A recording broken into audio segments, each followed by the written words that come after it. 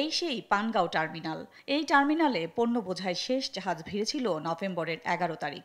এরপর থেকে এখনও জাহাজের অপেক্ষায় এখানকার শ্রমিক, কর্মকর্তা, কর্মচারীরা। বুড়িগঙ্গা নদীর তীরে অবস্থিত এই কন্টেইনার টার্মিনাল নির্মাণে ব্যয় হয় ১৪৯ কোটি টাকা। ২০১৩ সালে এটির কার্যক্রম শুরু হলেও প্রথম জাহাজ ভেড়ে ২০১৫ সালে। মাসে ২ থেকে ৩টি পণ্য বোঝাই জাহাজ ভেড়ে ঢাকার এই পানগাঁও টার্মিনালে। শুরু হওয়ার পর থেকেই টার্মিনালটি পরিচালিত হচ্ছে লোকসানে। পণ্য খালাসে সময় এবং খরচ বেশি হওয়ায় শুরু থেকেই ব্যবহারকারীরা খুব একটা আগ্রহী নয় এই টার্মিনাল ব্যবহারে। এই অবস্থায় দায়িত্ব পেয়েছে বিদেশি অপারেটররা। এখন দেখার বিষয় সময় এবং খরচ আসলে কতটা কমে। টার্মিনালটি নির্মাণের ১ যুগেরও বেশি সময় পার হলেও এটিকে লাভজনক করতে পারেনি সরকার। ফলে টার্মিনালটি পরিচালনার ভার বিদেশিদের হাতে দেওয়ার সিদ্ধান্ত নেয় অন্তর্বর্তী সরকার। এরই মধ্যে গত সোমবার পানগাঁও টার্মিনাল পরিচালনায় চট্টগ্রাম বন্দর কর্তৃপক্ষের সঙ্গে চুক্তি করেছে সুইজারল্যান্ডের প্রতিষ্ঠান মেডলগ, যা নিয়ে আলোচনা সমালোচনার ঝড় বইছে। তবে এখনও দায়িত্ব বুঝে নেয়নি বিদেশি প্রতিষ্ঠানটি। সরকারি হিসেবে গত ১২ বছরে প্রায় ১৬৫ কোটি টাকা লোকসান হয়েছে এই টার্মিনালে। এছাড়া তখন টার্মিনালটি নির্মাণে বিআইডব্লিউটিএ-কে দেয়া ১৫৫ কোটি টাকার সুদমুক্ত ঋণের ১ টাকাও এখন পর্যন্ত ফেরত পায়নি সরকার। প্রজেক্টটা যখন তখন আমরা বিআইডব্লিউটিএ-কে প্রায় ১৫৫ কোটি টাকা আমরা ঋণ দেই, সুদমুক্ত ঋণ দেই একটা।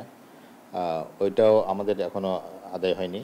তো এইসব মিলিয়ে লস হচ্ছে আমাদের প্রায় এখন ১৬৫ কোটি টাকার মতো। তো দুইটা মিলে আমাদের 165 আর 155 মিলে প্রায় ৩৫০ উপরে আমাদের লস হচ্ছে এখানে। এদিকে চাকরি নিয়ে শঙ্কায় এখানকার প্রায় ৪ শতাধিক শ্রমিক। বিদেশিদের সাথে চুক্তির পর তাদের চাকরি থাকবে কিনা তা নিয়ে উদ্বেগ আর দুশ্চিন্তা তাদের মধ্যে। আসলে বিদেশিদের কাছে দিয়ে দিয়েছে, আমরা কনফিউশনের মধ্যে আছি আসলে আমাদের রাখবে কিনা বা আমরা থাকতে পারবো কিনা। এখানে প্রতিটা শ্রমিকে টাকার বিনিময়ে আমরা কাঠ কিনছি।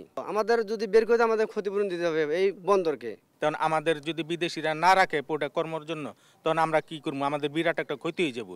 এটা সুখে দুঃখে আমরা ছিলাম। আমরা কিন্তু এখানে চাকরি নিয়েছি আপনার সুদিনের আশায়, কিন্তু এখানে যে আপনার প্রায় ৪০০ মতো শ্রমিক আছে, কিন্তু আমাদের বিষয়টা কোনো চিন্তা ভাবনা না করেই তারা এটা বাড়া দিয়ে ফেললো। তবে চাকরি নিয়ে শ্রমিকদের দুশ্চিন্তার কোনো কারণ নেই বলে জানিয়েছে বন্দর কর্তৃপক্ষ। এই বন্দরে যেহেতু শ্রমিক দিয়েই কাজ করাতে হবে, শ্রমিক ছাড়া শ্রমিকের বিকল্প কিছু নাই। আমি যতটুকু জেনেছি যে ওনারা করবে না, মানে কাউকে ছাড়াই করবে না। টার্মিনালটিতে কর্মরত ৪০০ শ্রমিকের ভাগ্যে সামনে কি আছে তার উত্তর মিলবে সুইজারল্যান্ডের মেডলগ দায়িত্ব বুঝে নেওয়ার পর।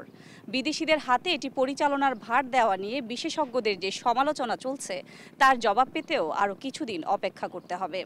সরকারের চুক্তি ব্যবসা বাণিজ্যে গতি ফেরাতে পারলে সেটিই হবে বড় প্রাপ্তি, আর সেজন্য আমাদের আরও কিছুদিন অপেক্ষা করতে হবে। সাদিয়া লাবনী, দেশ টিভি, পানগাঁও টার্মিনাল, কেরানীগঞ্জ।